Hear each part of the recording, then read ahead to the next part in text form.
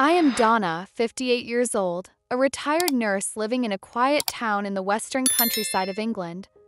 My life had always been about caring for others, the patients I once tended in sterile hospital corridors, and the little family I built with love and duty. I thought compassion would protect me from cruelty. I was wrong. Nothing could have prepared me for the kind of betrayal that comes from your own blood.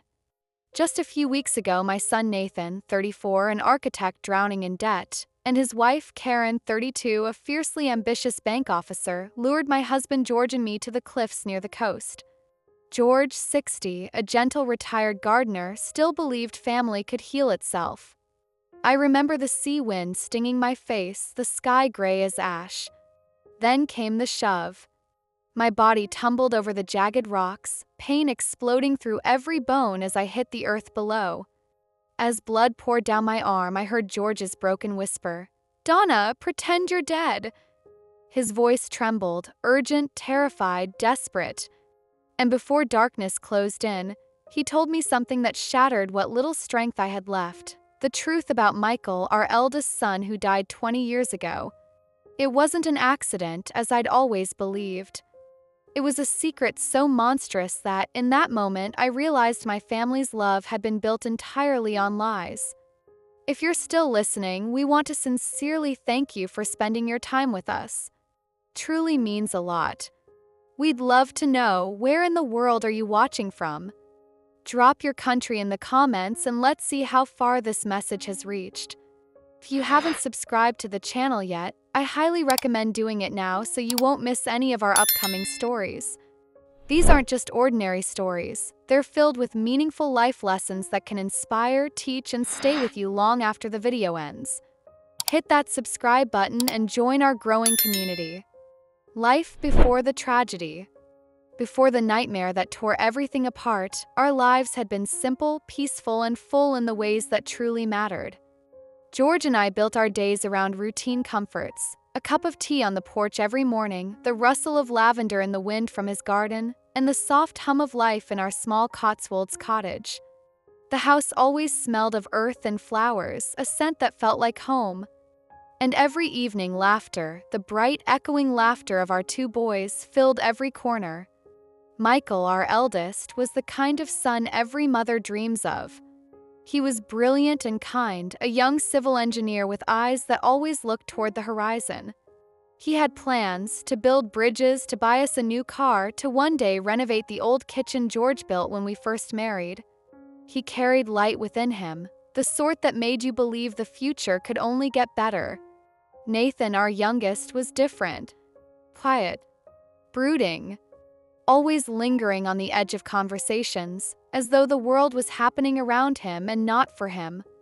When Michael entered a room, Nathan's expression would tighten, just slightly, a flicker of something dark crossing his eyes before he forced a smile.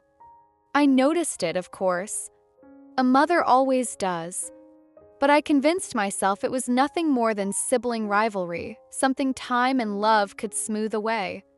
Every Sunday, we gathered for lunch at the oak dining table George had built himself. The wood was solid, slightly uneven, a reminder of how his hands had shaped our lives, not perfect, but real. Michael would tell stories about the bridges he was designing, his voice full of passion, his gestures animated. Nathan barely spoke. He'd poke at his food or stare out the window toward the hills, lost in thoughts he never shared. Sometimes, George would nudge him gently and ask about his work at the small architectural firm, but Nathan would only shrug, mutter something vague, and retreat into silence again. Till I clung to hope. That's what mothers do. We believe love can fix what it can't. George and I often walked through town in the evenings, holding hands as the sun dipped low over the fields. We'd talk about retirement, how we'd spend our mornings tending to the garden, maybe take weekend trips to Cornwall. He dreamed of watching the sunset together from the cliffs there, a glass of red wine in hand. I never imagined those very cliffs would one day witness our blood and betrayal. But life, I've learned, has a cruel sense of irony. The secret from the past. Everything began to unravel 20 years ago, the year we lost Michael. It was a cold autumn night. the kind where the mist hangs thick over the fields and the air smells of rain and soil. Michael had gone out after dinner, saying he needed some air. Hours passed, and he didn't return. When the police knocked on our door at dawn, I knew. Before they even spoke, before they took off their hats and bowed their heads, I knew my son was gone. They said it was an accident, that Michael must have slipped while walking near the ravine just beyond town. A tragic fall. Wrong place, wrong time. I remember screaming until my voice cracked, until I could taste blood in my throat. Nathan stood frozen in the corner, pale and silent. George held me, but there was something in his eyes I couldn't name then, guilt, maybe, or fear. For years, I tried to live with the explanation. I told myself fate had been cruel, that accidents happen, that God must have needed Michael somewhere else. But mothers have instincts, and mine never rested. Sometimes, late at night, I'd catch George sitting on the edge of the bed, staring into nothing, his face haunted. When I asked what was wrong, he'd just shake his head and say, "Go back to sleep, Donna." And I did, until the day he couldn't hold the secret anymore. That day came 2 decades later, as we lay broken and bleeding at the bottom of another cliff, the same kind of cruel geography that had claimed Michael. With death hovering close, George's voice was trembling, his breath shallow. "Donna," he whispered, "there's something you need to know. About Michael, about that night." My heart stopped. He told me everything, the truth he had buried under 20 years of silence. That night, George had followed the boys. He'd heard shouting near the ravine, Michael's voice, angry but pleading, and Nathan's, sharp, trembling with rage. When he reached them, it was too late. He saw Nathan shove his brother, a single furious push that sent Michael tumbling backward into the darkness. There was no scream, just the sound of breaking branches and a dull, final thud far below. George wanted to go to the police. But when he saw Nathan standing there, shaking, sobbing, begging, something inside him broke. He couldn't face losing another son, not to prison, not to guilt. So heiligt. He told the authorities he'd seen nothing, that it was an accident. He helped Nathan hide the evidence, cleaned the scratches on his arms, and swore they'd never speak of it again. He thought he was saving what was left of our family. But secrets don't heal, they rot. From that night on, Nathan changed. The boy who once sat silently at our dinner table grew colder, crueler. He dropped out of work for months, then drifted from job to job, always chasing money, always chasing validation. He started drinking heavily, spending recklessly. When George and I retired, we gave him a portion of our savings, hoping it would help him get back on his feet. Instead, he used it to fund an extravagant lifestyle, new cars, luxury holidays, gifts for Karen when they first met. He stole from us, too. Quietly, cleverly. I noticed the missing funds from our joint account only years later. Whenever I confronted him, he'd deny it, his tone soft but his eyes glinting with something that made me shiver. Still, I stayed silent. I couldn't bear the thought of losing both my sons, one to death, the other to disgrace. But the truth was already festering, twisting Nathan into someone unrecognizable. And George's silence, the choice he made 20 years ago, became the chain that bound us all. Looking back now, I can see it clearly. Every moment of tension, every uneasy glance between father and son, every time George looked at Nathan with both love and dread. He was carrying a ghost between them, Michael's ghost. And I, blinded by a mother's hope, never saw how close that ghost was to dragging us all down the same cliff. The deadly plan. It began subtly, the kind of shift you almost miss if you aren't looking closely. When George and I decided to update our will, Nathan and Karen suddenly became unusually attentive. Their visits grew more frequent, their smiles more rehearsed. First, I wanted to believe it was concern, that our children simply wanted to help as we grew older. But deep down, something in me stirred with unease. They never came to share a meal or spend time in the garden anymore. Instead, every conversation somehow circled back to money. Karen, always polished in her neatly pressed suits and perfect hair, would lean forward across the table and say, "Mom, Dad, we just want what's best for you both.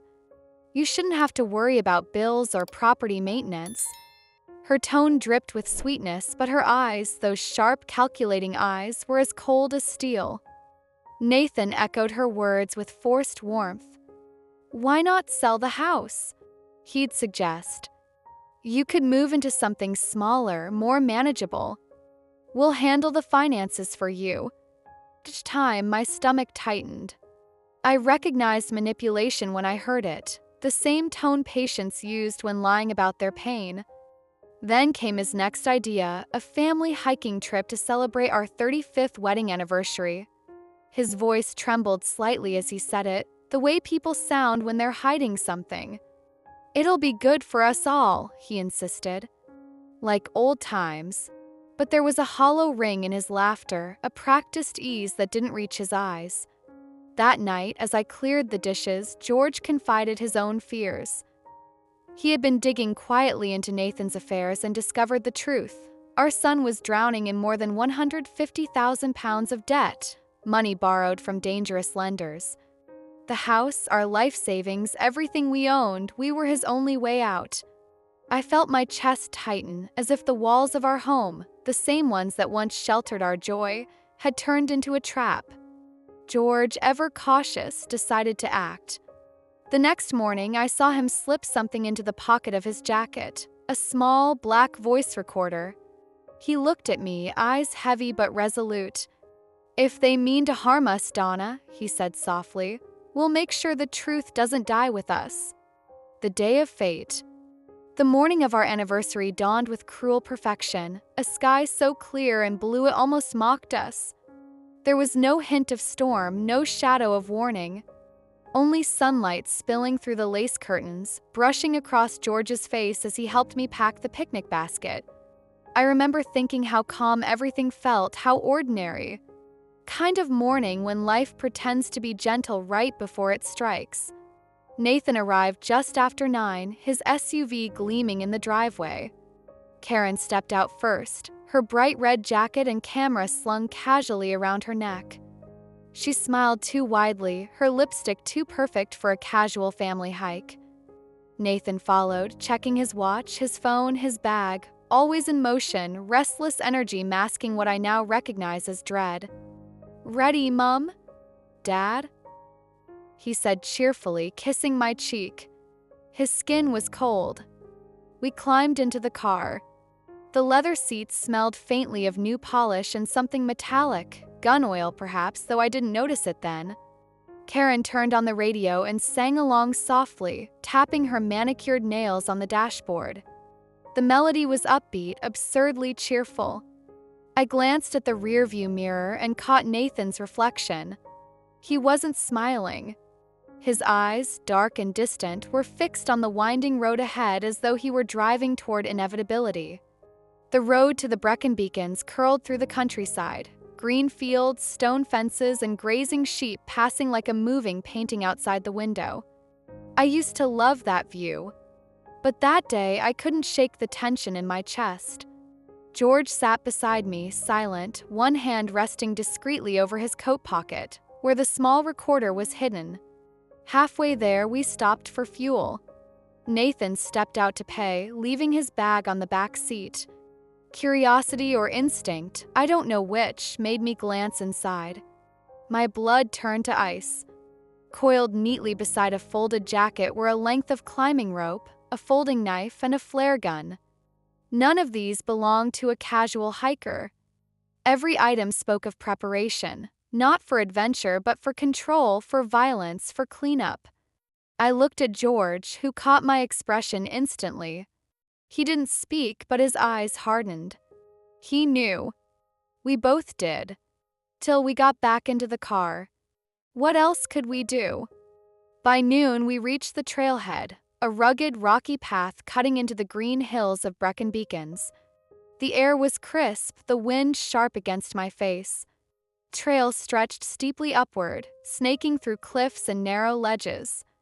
I hadn't hiked in years, and within an hour my legs burned. George's breathing grew heavy.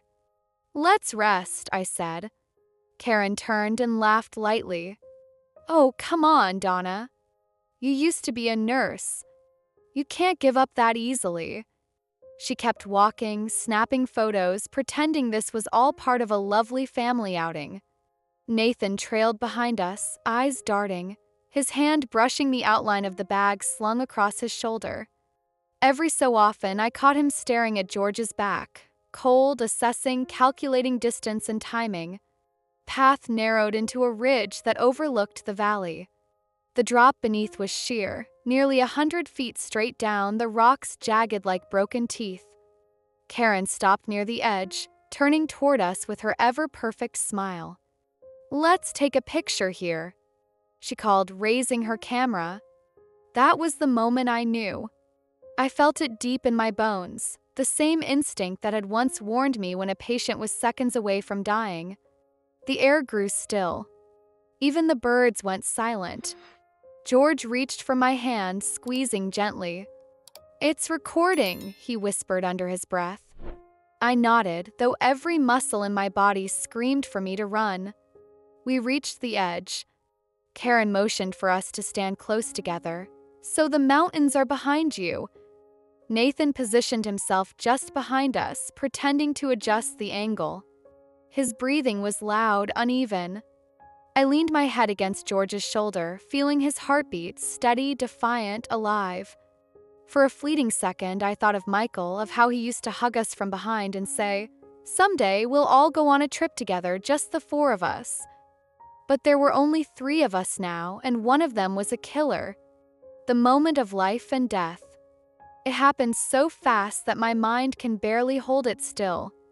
1 second, Karen was laughing, the camera raised, the wind in her hair.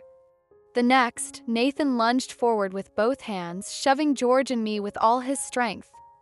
I felt weightlessness first, the strange, suspended moment when your body doesn't yet understand it's falling. Then came gravity's violent pull. My scream tore through the air as the world spun, sky, cliff, earth, sky again. Rocks blurred into streaks of gray. But then, a sudden jolt. George's hand shot out, gripping Nathan's wrist with a force I didn't think possible from a 60-year-old man. Nathan's face twisted, shock, panic, then fury, as George's weight dragged him forward. Karen screamed his name, lunging to catch him, but her foot slipped on the loose gravel. And just like that, the 4 of us were falling, a tangle of limbs of betrayal and desperate instinct, tumbling through empty space. Time slowed. I remember flashes, Karen's scream piercing the wind, Nathan's face pale as death, George's arm wrapped around me as though he could still shield me from everything. My thoughts blurred into a single name, Michael. I saw him, or maybe I only imagined it, standing at the bottom of another cliff, watching, silent, forgiving. Then impact. The sound of bones breaking is something you never forget. Sharp, wet, final. Pain exploded through my body like fire. My vision went white, then red, then faded into gray. When I came to, I was lying on cold rock. My leg was twisted, my arm bleeding. The air smelled of iron and dust. Beside me, George lay motionless, his breathing ragged. His eyes flickered open just long enough to whisper, "Donna, pretend you're dead." His voice was barely a breath. And so I did. I slowed my breathing, let my body go limp. I could hear Nathan groaning nearby, the crunch of gravel as he moved. Karen's voice trembled but still carried that eerie calm. "They're gone," Nathan rasped. "It's done." Karen let out a shaky laugh, high-pitched, almost hysterical. "Good. Now we don't have to pretend anymore. Once we get out, we call for help. Say it was an accident. A tragic fall." Nathan coughed, spitting blood. "We'll say Mum slipped, Dad tried to catch her. It'll sound believable." Their voices grew fainter as they began crawling toward the slope, plotting their survival, their freedom built on our supposed deaths. I wanted to scream, to curse them, to make them see what they had done. But George's whisper echoed in my mind, "Pretend you're dead." So I stayed still. The wind howled over the cliffs, carrying the scent of moss and blood. The sun dipped lower, throwing long shadows over our broken bodies. Somewhere above, a raven cried, sharp and distant. I turned my head just enough to see George. His eyes were open, glistening with tears. We didn't need words. His hand twitched toward mine, a final trembling gesture of love. I held on to it until his fingers went cold. Hours passed before I dared to move. My body screamed in pain with every breath, but I knew I had to survive. Not just for me, but for the truth. For Michael. For George. Nathan and Karen thought the story was over. They believed they had erased us. But the recorder in George's pocket was still running. And so was I. That was the day they thought they buried their sins. But it was the day I began digging them up. Salvation and justice. When their footsteps finally faded into the night, silence wrapped around us like a shroud. George groaned softly, clutching his side. Blood soaked through his sleeve, but his eyes, those determined, weathered eyes, still burned with purpose. I was trembling, every breath scraping through pain, but I was alive. Somehow we both were. "Don't move," George whispered hoarsely. "They'll come back if they think we're still breathing." He fumbled in his coat pocket, pulling out the small recorder. Its red light blinked steadily, alive, loyal, and damning. Every word Nathan and Karen had said was there. The confession, the threats, the truth about Michael's death. I felt tears blur my vision, a mix of agony and relief. The truth wasn't lost. Minutes crawled by like hours until we heard sirens in the distance. When the rescue team arrived, George signaled me, "Pretend to be unconscious."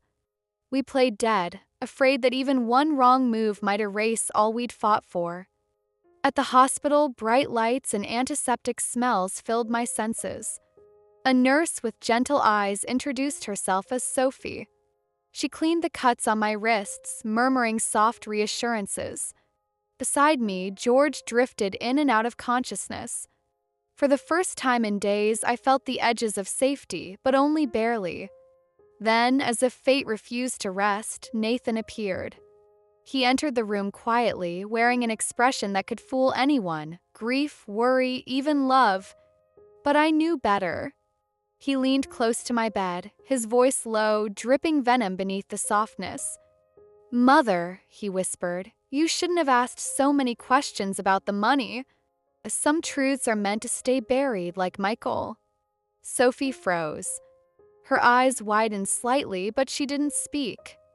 I met her gaze, pressing my trembling fingers against the bedsheet, forming a small, deliberate signal, danger. Within minutes, she slipped out under the guise of fetching medication. I held my breath, watching Nathan linger near the door. My heart pounded with both fear and fury. The same son I had raised, fed, and trusted had now confessed, to my face, that Michael's death had not been an accident. Moments later, the sound of footsteps echoed again, but this time they weren't his allies. They were police officers. They stormed in quietly but firmly. "Mr. Nathan Carter?" One of them said. "You need to come with us." Nathan's face drained of color. "Wait, what is this about?" He stammered, but the officers were already reading his rights. Across the hall, Karen appeared, wild-eyed and desperate. "It was his idea," she shouted, pointing at Nathan as he tried to twist away from the handcuffs. "He made me do it. He said we'd never get caught." The officers didn't flinch. Within seconds, both of them were restrained. The sterile corridor that had felt so still moments ago now buzzed with the sound of justice closing in. George, lying a few beds away, lifted the recorder weakly. "It's all here," he rasped. "Every word." The detectives took it carefully, replaying a snippet right there in the room.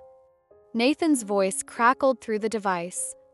"We'll stage it like an accident, just like we did with Michael. She'll never know. truth sliced through the air, undeniable and final.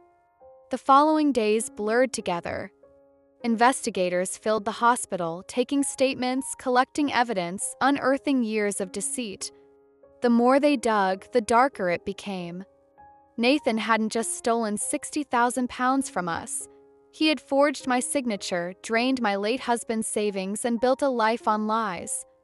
When they confronted him with the proof, he broke down completely, turning against Karen in a frenzy of blame. "She wanted the money," he screamed. "She said my mother wouldn't live long enough to notice." But Karen was no better. Her confession came through tears, rage, and survival instinct. "He told me Michael's death was an accident, then laughed about it. He's a monster."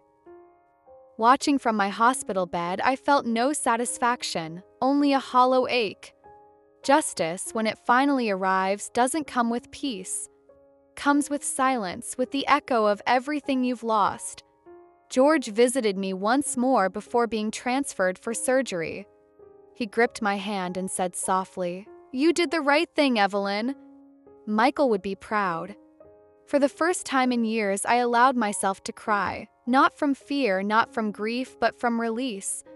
Sighed, dawn crept through the blinds, washing the room in a pale, forgiving light. The nightmare was over. The lies had been dragged into the open, their power broken. But deep down, I knew this wasn't just about punishment. It was about redemption, for me, for George, maybe even for the ghosts of those we had lost. Justice had come, not as vengeance, but as truth finally spoken aloud. And sometimes that's the only salvation left. Consequences and lessons. The trial took 8 long months, months filled with sleepless nights, testimonies, and the heavy air of betrayal. When I finally stepped into the courtroom, I felt as though I was walking into a tomb of everything I had ever believed in. Nathan sat across from me, hands cuffed, his once bright eyes now hollow and unreachable. There was no trace of the son I had raised, no flicker of the child who once ran into my arms. What sat before me was a stranger, a man swallowed whole by greed and guilt. As I took the witness stand, my heart didn't tremble. I had already mourned him long before that day. The judge's voice was steady, the evidence irrefutable. The recordings, the forged signatures, the confession. When the verdict was read, life imprisonment for both Nathan and Karen, I didn't cry. I simply exhaled, a quiet surrender to justice. Their sentences didn't bring back Michael, didn't erase the pain or the betrayal that had corroded our family. But it did something else. It freed me from the silence that had held me captive for years. Now, months after the trial, my life looks very different. George and I have taken in Nathan's 2 children, sweet, innocent souls who still call me Grandma Evie with the same warmth that used to melt my heart. They don't know what their parents did, and I pray they won't, not until they're old enough to understand that love and evil can sometimes share the same bloodline. Each night, I tell them stories about Uncle Michael, about his laughter, his kindness, his dreams. I tell them how he loved to help others, how he believed in honesty, and how he always said that truth, no matter how painful, is what keeps a heart clean. Our house is quieter now, filled with the echoes of both loss and healing. The walls still bear the scars of what we endured, but there's laughter again, soft, hesitant, but real. George tends the garden every morning, and sometimes I find him staring into the horizon, whispering a quiet prayer of gratitude. I don't know if I'll ever find full happiness again. Maybe happiness isn't what I'm searching for anymore. Maybe what I've found is peace, the kind that comes from knowing you faced evil and refused to bow to it. The kind that comes from choosing love even when love once betrayed you. And from this painful journey, I've learned lessons I will carry with me for the rest of my life. 5 lessons I learned. 1. Evil often hides behind familiar faces. People who hurt us the most are often the ones we once trusted completely. Never ignore the quiet warning signs, the tone that shifts, the lies that sound too smooth. Love should never require blindness. 2. Truth may destroy, but silence kills. Speaking the truth shattered my family, but staying silent would have destroyed my soul. Sometimes survival means letting the truth burn everything down because only then can you rebuild. 3. Forgiveness isn't forgetting, it's choosing peace. I can't erase what Nathan did, but I've stopped letting his choices define the rest of my life. Forgiveness is not approval, it's freedom. For strength doesn't roar, sometimes it just breathes. During the hardest nights, my strength wasn't loud. It was the quiet decision to wake up again, to take one more step, to live for those who still needed me. 5. Love can still grow in the ashes.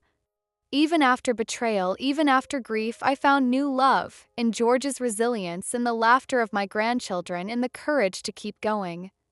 That, I've realized, is what true salvation looks like. As I sit on the porch each evening, watching the sun dip behind the hills, I whisper to Michael's memory, "We made it, sweetheart." The truth won. If my story has reached you, if you've ever faced betrayal, loss, or the pain of someone's cruelty, remember this: you can rise again. Past may leave scars, but scars mean you've survived. If this story touched your heart, please like, share, and subscribe to the channel. Every click, every comment helps more people hear stories of strength, truth, and redemption. 'Cause sometimes one real story is enough to remind someone else they're not alone.